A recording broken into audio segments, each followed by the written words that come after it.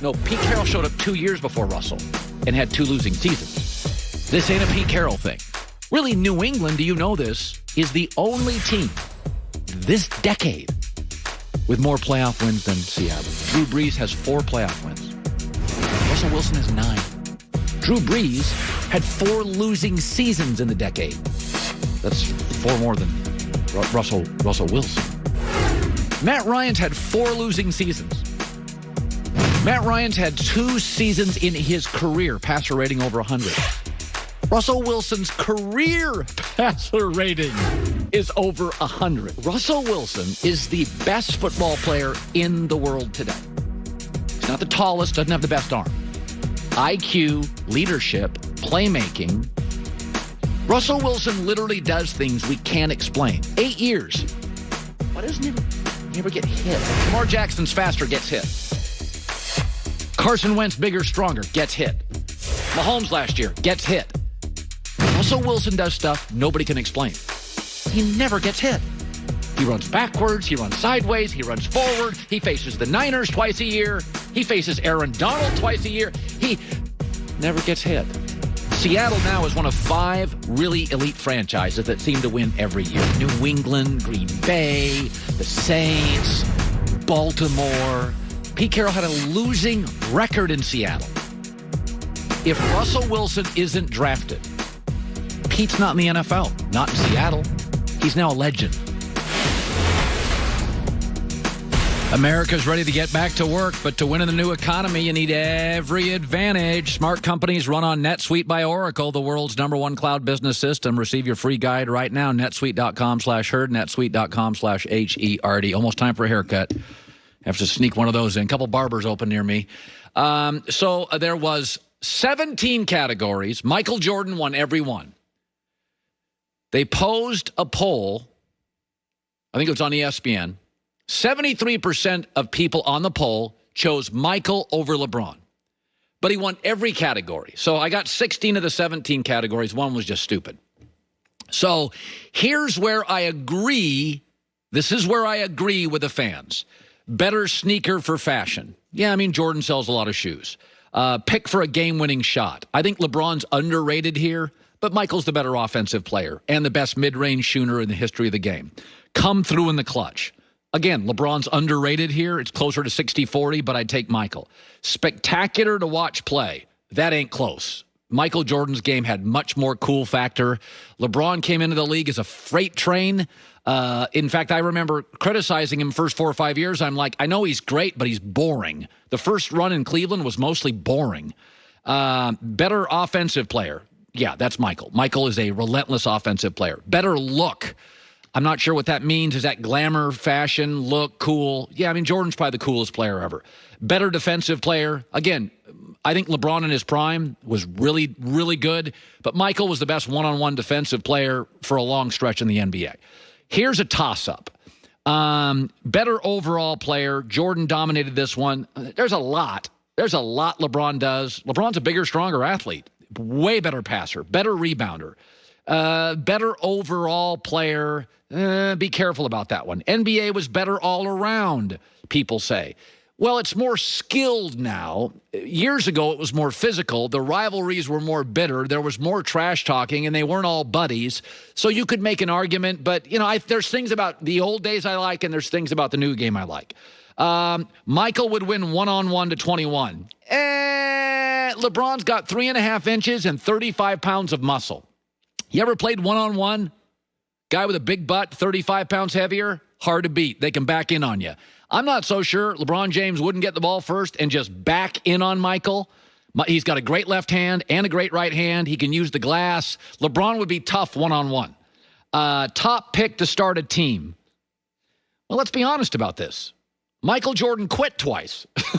Hey, where'd Michael go? Baseball. Well, where'd Michael go? Wizards. I could make an argument LeBron's the better choice to start a franchise. Have a drink with. Not even sure what that means. To be honest with you, who would tell better stories? Probably Michael, but I'm not sure about that. Now, here's where I disagree with the 17 questions, all favoring Michael. choose as a and by the way, for those on radio, Michael usually won 60 to 75% on all these. So I disagree on this. Choose as a teammate. I think I'd choose LeBron as a teammate. I think he's more fun to be around. He's more inclusive. He's not on your butt all the time. And he's just kind of he's an easy hang. Michael's a difficult hang. Could be a great hang, could be overbearing. Positive impact off the court. Michael's very private. He sells shoes. LeBron's done an amazing thing. The school's just one of amazing things LeBron's done. LeBron's better off the court. Better passer, this ain't close. LeBron is second or third best passer I've seen in my life. After Magic and Bird, I'm not even sure after. LeBron's an unbelievable passer. For a 6'9.5" guy to be able to pass 20 feet across court and literally get the ball in the perfect shooting position every time is unbelievable. That ain't close. Michael wasn't a terrible passer. He was a reluctant passer. LeBron's an unbelievable passer. Trust to pass you the ball. No, that's LeBron. In fact, LeBron got knocked his first 7-8 years in the league because he passed the ball too much. So, some of it's recency bias. I would say this. Was the league better back then? Just here's the way I would state it. Years ago, back in the MJ, the league allowed hand checks, meaning it was very physical, and guys hit the deck, and guys got pissed, and guys got in fights, and it was intense. The league was more intense than physically. It was really, you saw MJ and Bird meet last night, and the words they used, it was a very alpha male man's league. In hockey, you have, how in hockey you'd have a fight guy on your roster years ago? In the NBA, everybody had, Dale Davis. You had to have a couple guys that were just willing to knock you on your butt. 6'9", 258, 260, tough dudes. It was a tougher league. It was a harder league. It was a combative league. And there was a lot of fights and pushing and shoving. And, people were pushing Michael. And so, everybody looks like Reggie Miller today. Everybody's long, handsome, skinny, runs around. He looked like a toothpick because it was a lift weights, bang into people, knock them over, take their head off league. And there's a part of that that's very fun. It's like SEC football. It's just more physical. It just matters more. Today's more of a cardio league, a little everybody's buddies league, and everybody's getting rich league. But the players are far more skilled now. You can't have two guys on the floor who can't shoot a three. Trent Thompson years ago, Tristan Thompson, he'd been a good player in the NBA. Now it's like, oh, good. Where do we put Tristan Thompson? So I always put athletes are bigger, better, and stronger than they've ever been. But there are parts. Not all sports are better now. College basketball was way better in the 80s. Because guys like Patrick Ewing would come back for his sophomore year, his junior year. Stars would come back for their senior year. So you knew them. You had an emotional connection to athletes in college basketball. Now it's a bunch of guys I've never met. They're here for an hour. If they come at all to college basketball, they're off to the NBA. I don't think the quality is very good in college basketball. I don't think my connectivity to college basketball is nearly as good. I know the coaches more than I know the players. That's generally not good for a sport. Here's Joy with the news. No. Turn on the news. This is the Herdline News. Got me thinking who in the sports world I'd want to have a drink with. I think Michael, I had an opportunity to have a shot with him on my 21st birthday. Obviously, that got declined. Your brother would not let you. But other than Michael, I think Pat Riley would be a good hang. It's generationally, people now are more protective. Pat Riley's got his wealth, his legacy, and he has nothing to hide. So Riley's a great choice. He would have amazing stories from 3 different teams. Right. So, and I think Belichick actually would be interesting because if you could get Belichick a little loosened up, day after he retires. Yeah, you get the secrets of the dynasty. By the 3rd bourbon shot, Bill's just blabbing. Yeah.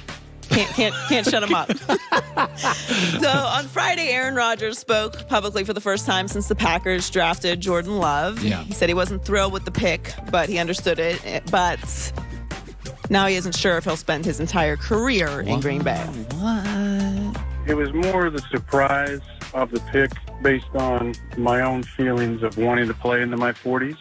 And then really the realization that it does change the controllables a little bit because as much as, I feel confident in my abilities and what I can accomplish and what we can accomplish, there are some new factors that are out of my control. And so my sincere desire to start and finish with the same organization, just as it has with many other players over the years, may not be a reality at this point. I thought he handled himself really well. I thought he was authentic. He told you where he wasn't happy with stuff. I thought he was about as honest as you can be, and he is a smart enough guy to be able to massage all those difficult topics. I thought he hit it out of the park. Maybe listen to your press conference preview. Yeah, we kind of told him what to say, and he did. I thought he was really good. I thought he was too, and I think that's an honest answer as well, and it's totally fair. Green Bay fans shouldn't be upset at that. I mean, what do you expect him to say? They drafted a quarterback, and he's right. Now, again, Jordan Love could never see the field in Green Bay. We have no idea what he is or what it's going to be. But the reality is, if you're going to play that long, you likely aren't going to be with the same team. I mean, we don't know what was going on with Tom Brady in the Patriots, whether it was really even an option. I mean, it was reported that they wanted him back. It was his choice, whatever. But Belichick wanted him out 3 years ago. Right. So and that's Brady off a Super Bowl win. Right. So Brady was aware that